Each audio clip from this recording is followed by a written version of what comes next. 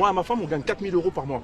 Vous savez quoi? Le 5 du mois, quand toutes mes factures, mon crédit maison est passé, il me reste zéro. Zéro, c'est-à-dire qu'il me reste rien. C'est ce que vous décrivez. Voilà. Je Je fais quoi? Et je suis pas le seul. J'ai plein de collègues, j'ai plein d'amis qui sont dans le même cas. Non mais donc c'est ça qui est pas normal. Le premier point, il n'y a pas de recette magique. Non mais ça c'est vrai sur les prix, sur l'essence, le gaz. Il n'y a pas de recette magique parce qu'on ne les produit pas. Donc qu'est-ce qu'on doit faire? On doit acheter moins bas. C'est pour ça qu'on se bat en européen, ça paraît un peu technique, mais il faut que nous on aille réussir à moins dépendre de la Russie, à réussir à faire baisser les prix en achetant mieux. Premier point. Ça, on commence à se battre et j'ai bon espoir que dans les prochains mois, on le fera baisser.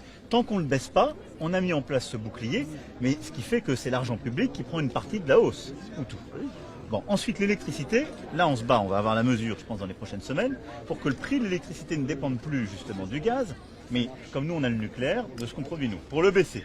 Deuxième point. Troisième point, nous, on a...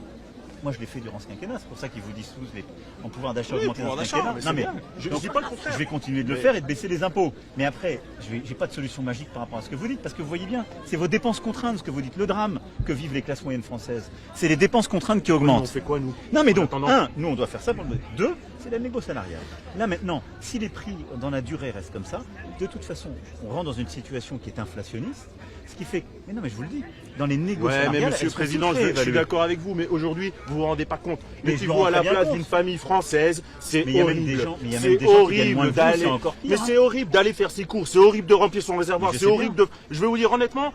J'avais un salaire qui me permettait de vivre correctement. Je pouvais mettre de l'argent de côté, je pouvais partir en vacances. Aujourd'hui, ce n'est plus possible. Je suis devenu un salarié pauvre. Je suis devenu un salarié pauvre. Je peux même plus profiter. 2 fois 2 000 € par mois. Je peux même plus profiter de ce que je gagne de mon travail. En fait, je vais travailler pour payer mes factures et payer mes. Mais il me reste plus rien.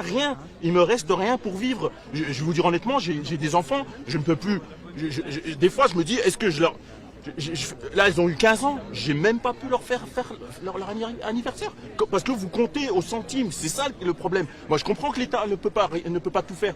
Mais aujourd'hui, vous allez faire vos courses, c'est catastrophique. Vous allez remplir votre réservoir, vous vous dites, mais qu'est-ce que je fais? Est-ce que je vais travailler ou je reste chez moi? Bon, moi, j'ai de la chance, je travaille sur le centre-ville de Dijon. Mais les gens qui se déplacent avec leur véhicule, je vais vous dire honnêtement, il y en a plein qui ne veulent plus aller travailler. Comment vous faites pour remplir un réservoir à 140 €? 140 €, c'est-à-dire que c'est horrible. C'est horrible.